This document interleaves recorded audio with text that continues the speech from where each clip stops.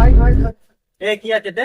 আরে ভাই ভাই ভাই চল দে না, ভাই ভাই করিস না ভাই আরে ভাই আরে ভাই আরে ভাই আরে ভাই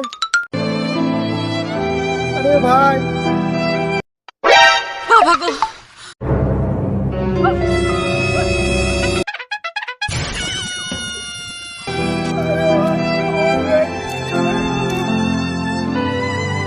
আরে দাদা, এই যে আপনার ব্যাগ, চিন্তা করতে হবে না, নিয়ে এসছি আমি।